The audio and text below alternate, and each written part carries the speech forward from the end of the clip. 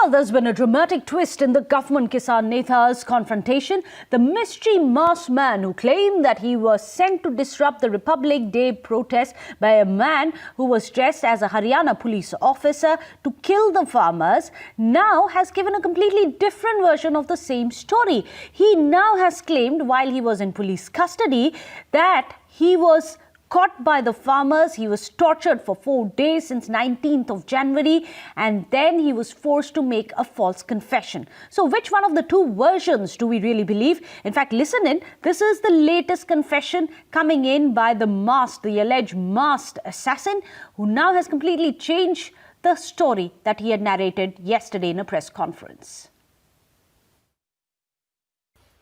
मैं सोनीपत का योगेश सिंह 19 तारीख को मेरे मामा का लड़का हुआ था। मैं वहाँ पे गया था। मैं दिल्ली डीटीसी बस में आया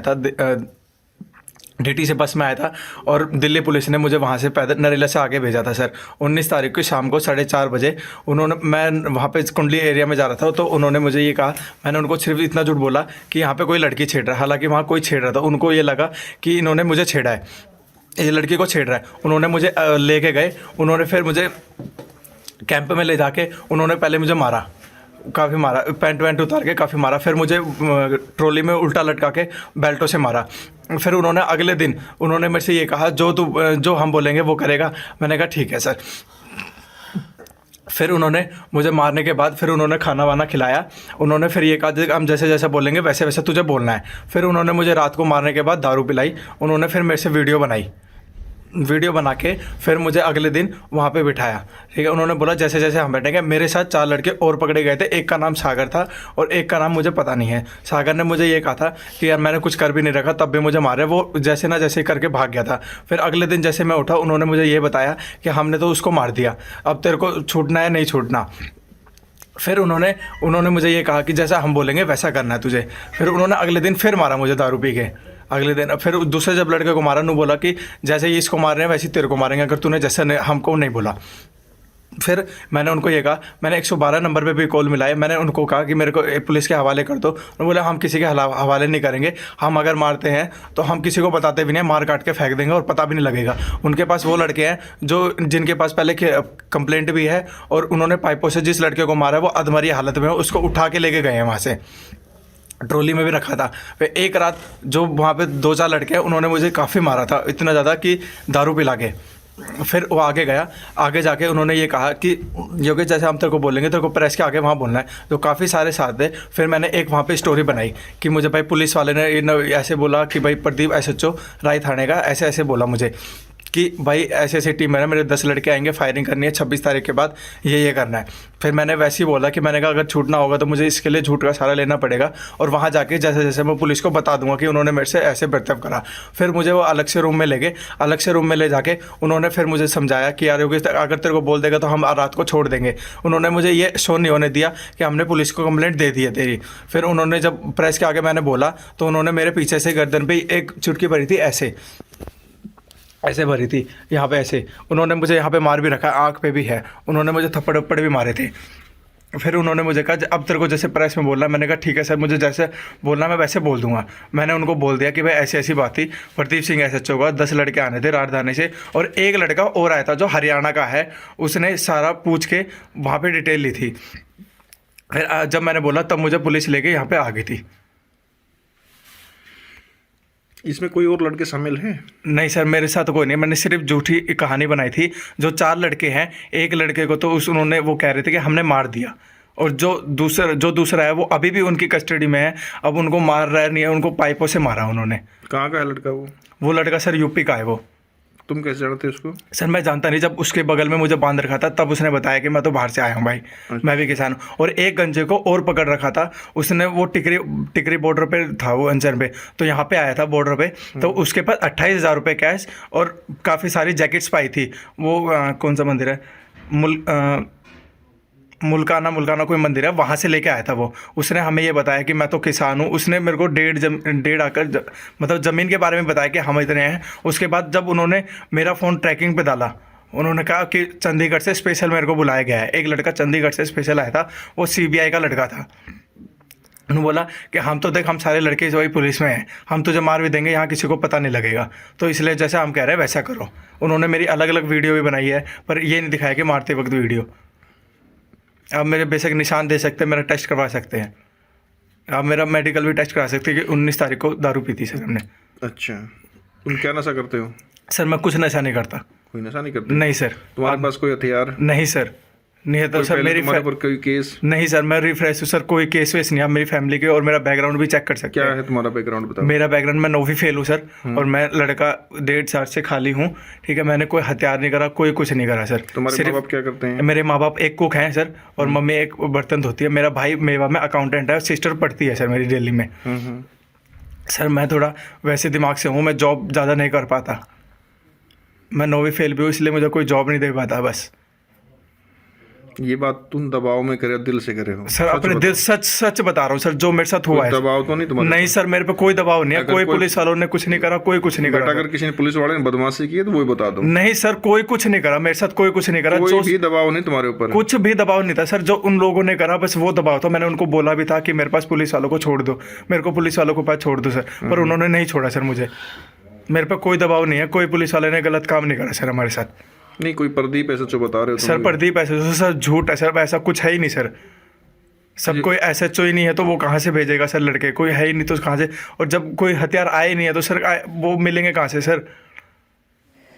Now, this version of the masked man is completely countering everything he had said in the first press conference. Remember, in the first one where he spoke sitting next to the farmer leaders in front of the awaiting media, he said that there was a plot to try and defame the farmers. Not just that, said that he was paid to kill 4 farmer leaders.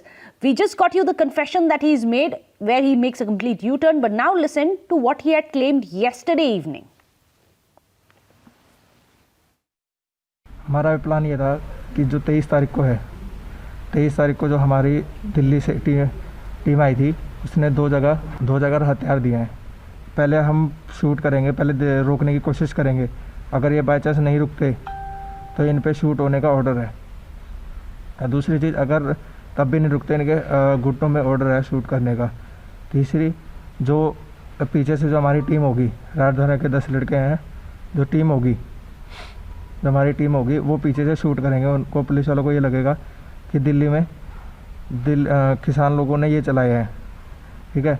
इसमें और चौथा plan, जो 26 तारीख को जो rally होगी उसमें से आधी, जो 26 तारीख को होगी उसमें से आधी लोग घर के होंगे जो पुलिस की वर्दी में होंगे।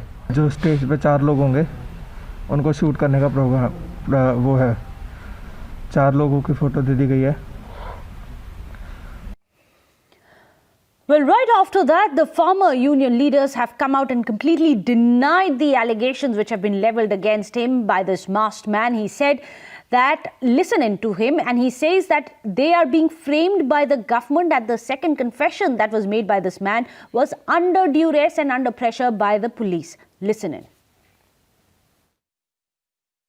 कैमरे पे ये बोल रहा है पुलिस के सामने, वो तो कुछ भी बोल सकता है, गवर्नमेंट के डर से कुछ भी बोल सकता है। लेकिन किसान यूनियन जितनी ही हैं, 35 तो 40 किसान यूनियन है, 2 तो 2.25 महीने हो गए, 3 महीने पंजाब में भी पड़े रहे। एक भी बार बता दो कि किसी भी किसान ने किसी पे हल्ला बोलिया होवे, कोई सरकारी नुकसान किया होवे।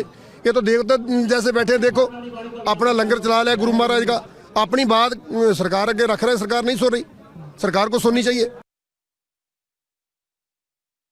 कि जो किसान जितनी भी जथेबंदियाँ आई, हम अपनी बात अकेले के नहीं रहे। किसान मजदूर संघर्ष समिति पंजाब, हमारे को 7 महीना 23 दिन हो गया पंजाब से शुरू करके जहाँ बैठे हो 60 दिन यहाँ भी हो गया। आज तक किसी का पत्ता तक तोड़ा नहीं, फूल तक तोड़ा नहीं, कोई नुकसान नहीं, शांतिपूर्वक चला। पूरा देश का लोग, भारतवर्ष का लोग जो है आके दिल्ली में बैठा हुआ, कहीं भी कोई किसी किस्म का ऐसा नुकसान नहीं हुआ। ये जो वीडियो निकाल रहे हैं, ये सारे जो है सरकार का जो अपने आदमियों को डाल करके इस आंदोलन को जो फूंक निकालना चाह रहे हैं, इसको बदनाम करने के लिए ऐसी ऐसी कहानियां गढ़ी जा रही हैं। इसके ऊपर हम नहीं विश्वास करते। दिल्ली पुलिस है, सेंट्रल सरकार के जो तहत है, वो जो कहेंगी वही करेगी। सिंगू बॉर्डर के पास एक आदमी पकड़ा गया, योगेश करके, जो किसानों के सामने कहा है कि उसे प्रोटेस्ट भंग करने के लिए भेजा गया था, लेकिन पुलिस के सामने उन्होंने कहा है कि उसे किसान ही फोर्स करके पकड़े थे और बोले थे कि पुलिस के सामने ऐसा बोलना। तो आपको क्या लग रहा है क्या हो रहा है? पहले मैं आपसे लेता हूं। जो उनने छोड़ा था ना जी, वो भड़काने के लिए छोड़ा था। किसानों को में जाके भड़का दे भाई, पब्लिक को भड़का के, ये सरकार का ही आदमी है जी।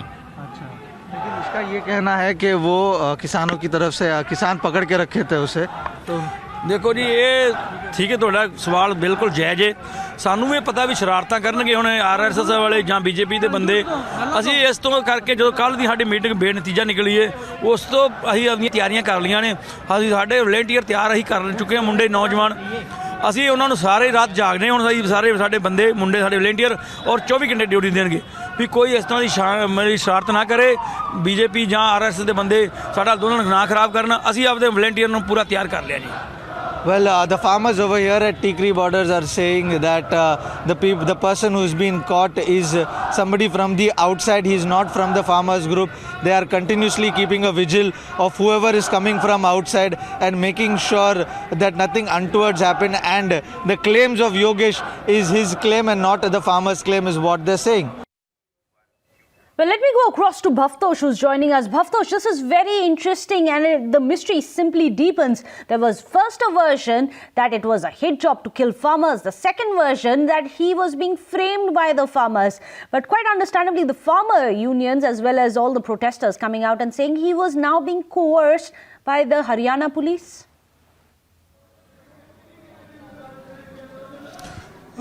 Right from last night when this press conference was held, Meghna, there have been several versions, claims, counter claims, and it's a case of a classic case of tale of two confession. One that he made before the farmers, and the second the one that he made before the police.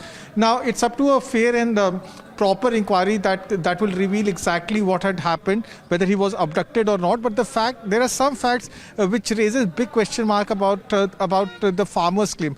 One, there have been no weapon that has been recovered. Neither the police have got any weapon, nor farmers had shown any weapon with him. Second, more importantly, if he was such a high-profile contract killer, was he working alone? Did he have anyone else with him? More importantly, the third claim that he had a gang of 9 that has not yet been found. In fact, he told police that he was working alone and that he was abducted. Now, the farmers obviously had denied all the claims that have been made in the confession of Yogesh. In fact, they questioned the government, saying that under the pressure and the coercion of government, Yogesh would have obviously made a U-turn. But what sources in Haryana police are telling us is that it's likely that a case of kidnapping will be filed once Yogesh makes a formal complaint. They have said that he was abducted and brutally beaten up. We can show the photographs and pictures of Yogesh. He was beaten up and he was in fact abducted for 4 or 5 days, raising a big question mark about the authenticity of the press conference that was held yesterday by farmers at Singhu border last night. Well, in fact, do stay on with us, Bhavtosh. There's some breaking news also which is coming in, that today on the 23rd of January, there will be an urgent meeting of the Samyukt Kisan Morcha. This is going to be at 4 p.m. in the same hall at Kajaria Tiles in Kundli Singhu border. That's a big breaking news that's coming in. Let me go across to Bhavtosh. Bhavtosh, are they going to discussing the way forward, considering 26 January is around the corner? In the midst of this, you have the entire masked man controversy as well. Well, all issues will be discussed. Meghna, apart from this, there is another meeting that will take place at around 1 p.m. between senior officers from Delhi, Haryana and UP and representatives of Samyukt Kisan Morcha. This meeting will start at 1 p.m. at a resort just 2 kilometers from where we are standing, and then later at around 4 p.m. Samyukt Kisan Morcha will be meeting. Now, the government yesterday made it very clear that they have exhausted all options. They have nothing new to offer to farmers, and it's up to the farmers to decide whether they want to have talks, because no new date has been given by the government. At the same time, yesterday in the meeting that was held between farmers and senior officers of the Delhi police, 3 alternative routes were given to them. These alternative routes are on the outer part of Delhi, and police have again told them that no permission will be given to them to carry out a tractor rally on Outer Ring Road.